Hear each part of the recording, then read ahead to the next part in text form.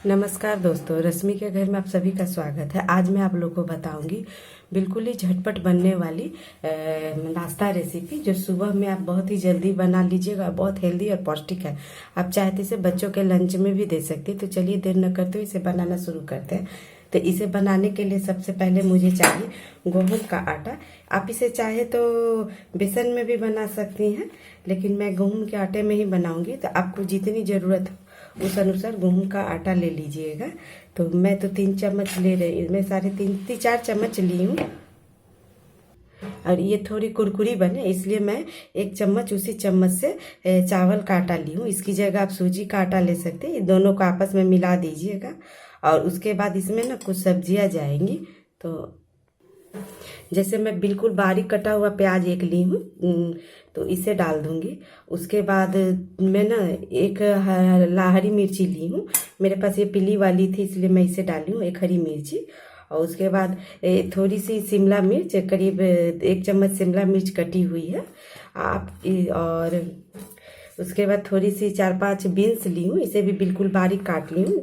सब्जियों को आप जितनी बारीक काट सकते हैं उतनी बारीक काट लीजिएगा। उसके बाद थोड़ी सी टेस्ट अच्छी हो इसलिए धनिया पत्ता। अभी तो सब्जियों के सीजन है, आपको सारे सब्जी मार्केट में आसानी से मिल जाएंगे। और फिर मतलब थोड़ी सी गाजर को मैं घिस ली हूँ बारीक बिल्कुल ये। और थोड़ी सी मैं अदरक को भी घिस करके ली हूँ। उसके बाद मैं 1 आलू को देखिए इस तरह से घिस ली हूँ और 4-5 पानी से धो ली हूँ। कच्चे आलू हैं। अगर आपके पास उबले आलू हो तो आप उबले आलू को भी छील करके और इस तरह से घिस करके ले सकती हैं। अब उसके बाद इन सभी को अच्छी तरह से मिला देंगे। उसके बाद इसे अच्छी तरह से मिला देना है। ये बहुत ही हेल्दी और पौष्टिक नाश्ता बनती है।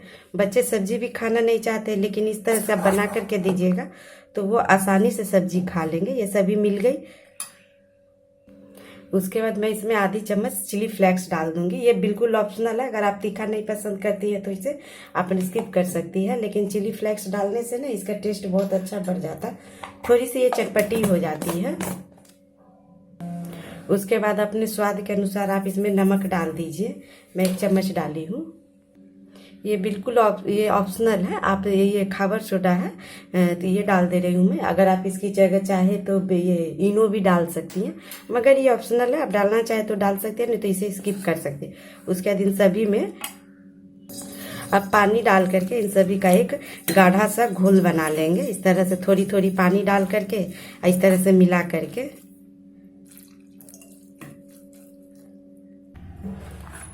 देखिए घोल इस तरह से होनी चाहिए, देखिए है ना। अब इसे साइड में रख लेते हैं। चलिए अब इसके तड़के की तैयारी कर लेते हैं।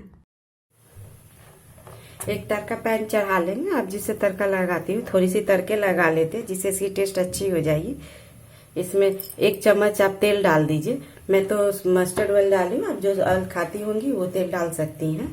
तो अब इसे अच्छी तरह से थोड़ी सी गर्म होने देंगे। उसके बाद इसमें क्या करेंगे, मैं करूँगी ये थोड़ी सी लहसुन मैं बारीक काट के रखी थी, इस लहसुन को इसमें डाल दूंगी। करीब ये 2-3 कली है। अगर आप लहसुन नहीं खाती हैं तो इसे स्किप कर सकती हैं। उसके बाद लहसुन थोड़ी चटकने लगी होगी तो इसमें आधी चम्मच मैं जीरा डाल दूंगी। उसके बाद ये 1 चम्मच छोटी वाली चम्मच से सरसों है, इसे डाल दूंगी। अब इन सभी को अच्छी तरह से चटकने दूंगी। और इसमें ना थोड़ी सी मैं करी पत्ता डाल देती हूँ, जिससे इसका टेस्ट अच्छा हो जाएगा। अगर करी पत्ता आपके पास है तो आप डालिएगा, नहीं है तो आप इसे स्किप कर सकती है। जब तड़का अच्छी तरह से चटक जाए तो इसमें डाल देंगे और इसे अच्छी तरह से मिला देंगे। इससे क्या होगा, इसमें ना बहुत ही अच्छा टेस्ट हो जाएगा। इसका तड़का लगाने से इसका टेस्ट बढ़ जाता है। अब इसे अच्छी तरह से मिला देंगे। देखिए इस घोल इस तरह से होनी चाहिए, इतनी गाढ़ी होनी चाहिए, ना ही तो बहुत गाढ़ी और ना ही बहुत पतली होनी चाहिए। आप इसे चाहे तो पूरा सूजी में भी बना सकती हैं। देखिए इसे अच्छी तरह से मिला दी हूँ। अब चलिए गैस पर इसे बनाते कैसे है वो भी देखते हैं। एक तवा चढ़ा लीजिएगा, और या जो भी तवा हो आपके पास, नॉन स्टिक हो या लोहे की तवा हो, जो हो आप उसे चढ़ा कर इसमें 1 चम्मच तेल डाल दी हूँ मैं। अगर आपके पास नॉन स्टिक तेल होगी, ये तवा होगी, तो आपको कम तेल लगेगी, और नॉर्मल तवा होगी तो थोड़ी सी ज्यादा तेल लगेगी। इसमें मैं 1 चम्मच सरसों का तेल डाल दी हूँ। आप जो तेल खाती होंगी वो डालिएगा। उसके बाद इसे अच्छी तरह से इसमें डाल देंगे। आपको जितनी बड़ी बनानी हो आप इस तरह से इसे इतनी बड़ी आसानी से बना सकती हैं। उसके बाद इसे इस तरह से फैला देंगे।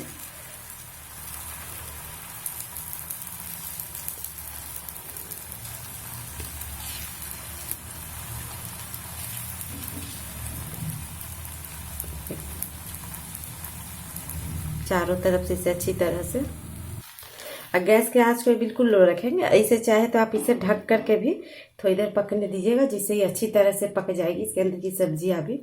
और गैस के आंच को मीडियम टू लो रख करके पकाइएगा। बहुत हीट आंच पर नहीं पकाइएगा, नहीं तो ये आपकी पकेगी नहीं, और ऊपर से जल जाएगी और अंदर से कच्ची कच्ची रह जाएगी। तो इसे भी पकने देते हैं। देखिए अब ये इस तरह से पक गई है। अब इसे पलट लेंगे। अब इसे पकने देंगे अच्छी तरह। देखिए इसे इसी तरह से अलट पलट करके पका लेंगे। अब ये बन करके तैयार हो गई है। अब इसे निकाल लेते हैं। देखिए इस तरह से ये बहुत ही अच्छी बनती है। देखिए ये बन गई है। अब इसे निकाल लेते हैं। अब मैं दूसरी बना लूंगी। फिर से मैं वापस से इसमें 2 चम्मच डाल दूंगी।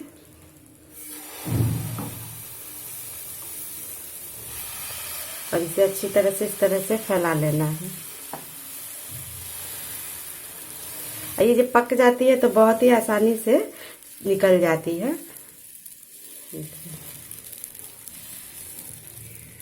अब इसे वापस से पकने देते हैं।